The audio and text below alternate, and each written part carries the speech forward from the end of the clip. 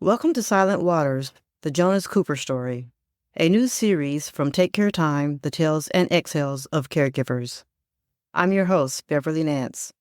Today, we dive into a pressing issue affecting the autism community, the attraction to water and the critical dangers it poses. Our story begins on an ordinary Tuesday morning with a family about to face their deepest fears.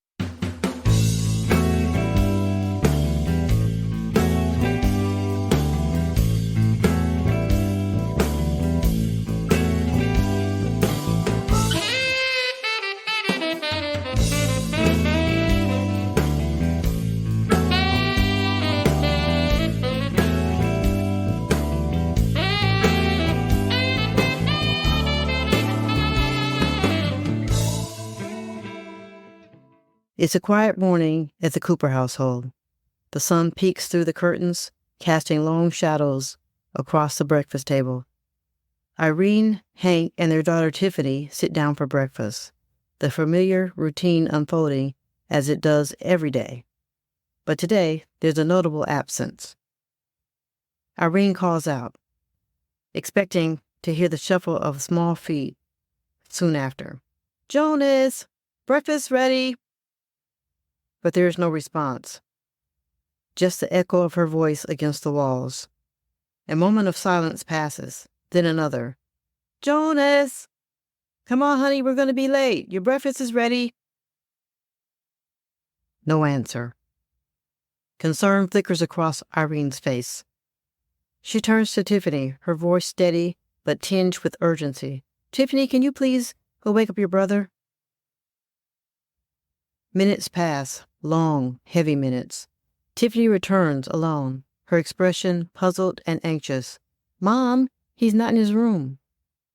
Irene's heart skips a beat. She hurries to Jonas' room, her mind racing with possibilities she dares not entertain. The door swings open. She's met with the stark absence of her son Jonas, his matchbox cars lined up meticulously on the floor. A silent, ordered world, but no Jonas. Panic surges as Irene's eyes dart to a slightly ajar window. A breeze flutters the curtains, an unseen intruder in the calm of the room. In that moment, Irene knows the lake, their constant unspoken fear, might have drawn Jonas to its shores once again. Without a word, Irene rushes back to the kitchen, her fear-finding voice in sharp calls to Hank. "Jonas is gone. I think he's headed to the lake." Together, with Tiffany trailing behind, they bolt out the door, driven by a single shared terror that today their worst nightmare might become their reality.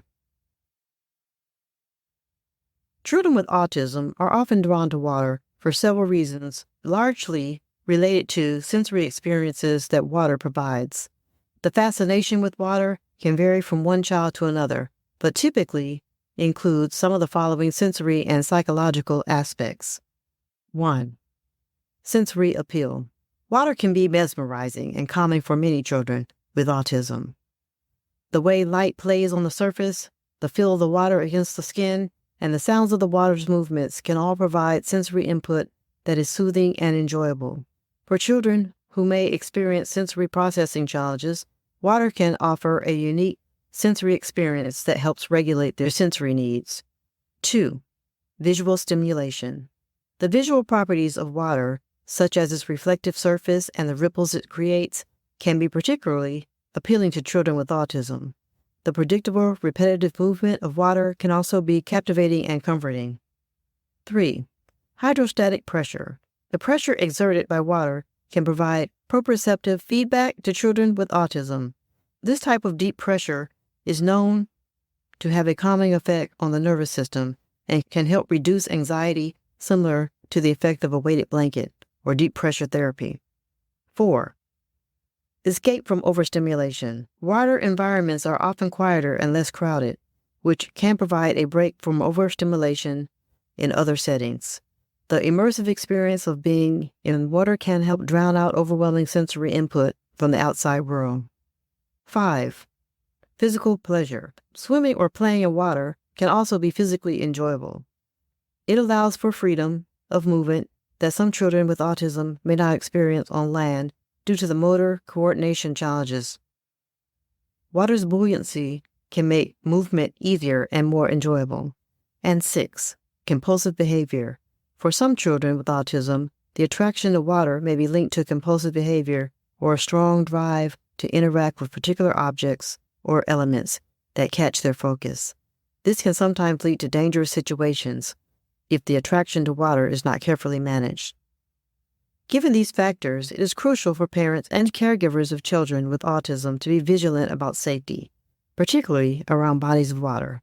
This includes preventative measures such as teaching water safety skills, using life jackets, and ensuring secure environments to mitigate risk associated with this attraction.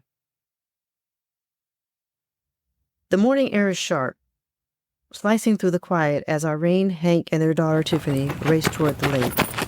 The path, once a leisurely trail walked during calmer times, now feels endlessly long and ominously silent. They arrive at the lake, the place that has always been Jonas's refuge, now a vast expanse of uncertainty. Their eyes scan the water, the shore, the surrounding trees, any sign of Jonas, but there's nothing. No splashing, no joyful shouts of a child at play. Just the haunting stillness of the lake meeting the sky at the horizon. Irene's heart pounds against her chest, a staccato rhythm fueled by fear. "Jonas!" she calls out, her voice echoing over the water. Hank joins in, his calls growing more desperate with each unanswered shout. Tiffany, only 13, but feeling the weight of years in these drawn-out moments, scans the brush along the shore, her eyes wide, hoping for a glimpse of her brother. "Jonas! Jonas!" Minutes stretch into eternity. Each second that passes without a sign of Jonas tightens the grip of dread around their hearts. Irene turns to Hank, her eyes searching his for a shred of hope, a plan, anything. Hank pulls out his phone, with shaking hands, dialing the emergency number. They need help, and they need it now. As they wait for help to arrive, the reality of the situation settles in. The lake, a place of peace, now a silent witness to a parent's worst nightmare.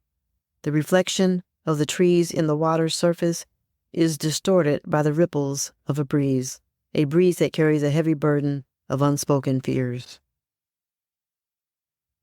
Tiffany, standing a few steps away, keeps her gaze fixed on the water, unwilling to let the lake keep its secret. Its standoff with nature, with fate, with every cruel twist of chance that's brought them to this moment. Today, the Coopers are reminded of the harsh truth many families in the autism community face. Attraction to water can be dangerous, and vigilance is a constant requirement, not just a precaution.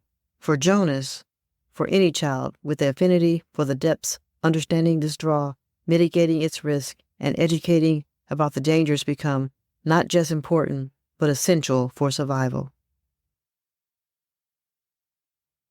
As the emergency teams begin to arrive, spreading out with trained precision, the Coopers stand united, a family bound by love, tested by fear, and driven by the hope that soon will bring Jonas home.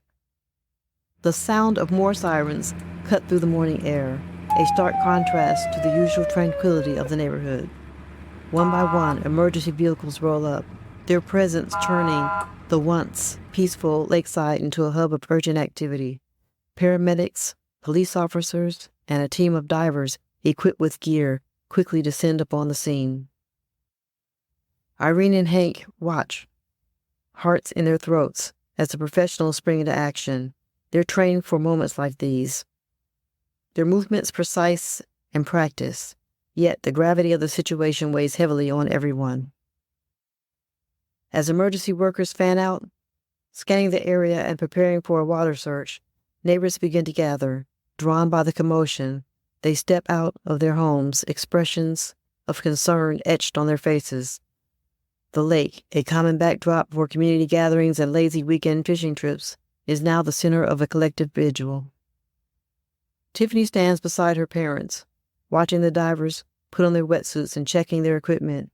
Each zip of a wetsuit, each snap of a glove echoes like a drumbeat of hope and dread mixed together. Irene squeezes Hank's hand, finding a small measure of comfort in the solidarity of their grip. Around them, the neighbors whisper, some are offering prayers, others speculating, all united in a moment of community concern. Mrs. Patterson, who's lived by the lake for 30 years, approaches the Coopers with a blanket, draping it over Irene's shoulders. We're here for you, she says, her voice yet firm, gentle. It's a simple gesture, but it speaks volumes. In times of crisis, the community true spirit emerges, revealing the threads of compassion and support that often go unnoticed. As the divers enter the water, a hush falls over the crowd. The search is delicate, the stakes impossibly high. Hank watches, eyes fixed on the shimmering surface, every ripple a heartbeat, every splash a call to his son. Minutes stretch into what seems like hours.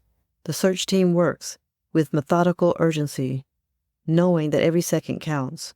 Irene, Hank, and Tiffany stand by, wrapped in the blanket of their community's warmth, clinging to hope, waiting for a sign. This is just the beginning of our journey into silent waters. Stay with us as we explore more about autism and safety, the science behind the attraction of water, and stories of resilience and learning. Drowning is the leading cause of death among individuals with autism spectrum disorder, particularly in children. Here are some statistics and insights into the risk associated with drowning and autism. Number 1, increased risk of drowning. Children with autism are significantly more likely to wander away from safe environments than their neurotypical peers, a behavior known as elopement or wandering, due to the often intense attraction to water. These wandering episodes frequently lead to dangerous situations near bodies of water. 2, drowning is a leading cause of death. According to the National Autism Association, accidental drowning accounted for approximately 90% of the total U.S. deaths reported in children with autism, age 14 and younger, subsequent to wandering elopement between 2009 and 2011. 3, lack of awareness of danger. Many individuals with autism may not fully understand the risk associated with water. Their sensory attraction to water can override their sense of danger, leading to a higher risk of accidental drowning. 4, preventative measures. Awareness of this risk has led to initiatives aimed at enhancing safety measures. These include community-based programs that focus on teaching water safety skills to children with autism and providing resources to parents and caregivers on securing environments and in monitoring children prone to wandering. 5, safety interventions. Organizations and communities are increasingly recognizing the need for specialized swimming lessons tailored to children with autism. These lessons not only teach swimming skills, but also focus on how to respond in emergencies. And 6, research and data collection. Ongoing research is crucial to understanding and mitigating the risk associated with autism and water attraction. Data collection helps identify patterns and effective interventions to prevent such tragedies.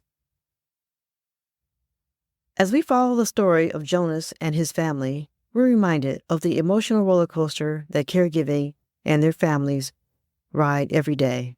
It's a journey that demands much, often leaving little time for self-care. That's why we have created the Take Care Time Respite Box. Each bi-monthly box is carefully curated with items designed to soothe, uplift, and rejuvenate. Whether it's a calming tea blend, a soothing aromatherapy oil, a comforting novel, or luxurious bath salts, every item is chosen to help you recharge and find a moment of peace in your busy life. Take Your Time understands the pressures of caregiving. We believe that taking care of yourself isn't just a luxury. It's an essential part of being able to provide care for others. Our respite box is here to remind you that taking a moment for yourself is not only okay, it's necessary. Subscribe today at takeyourtime.com and give yourself the gift of self-care, because when you're refreshed, you're ready to face whatever challenges come next. Take Your Time Respite Box, because Everyone deserves a moment to breathe. Please note that this episode features reenactments and dramatized details. While in most cases the exact verbatim dialogue may not be known, all dramatizations are grounded in research. To respect the privacy and confidentiality of individuals involved, names and some identifying details have been changed. Till next week, take care.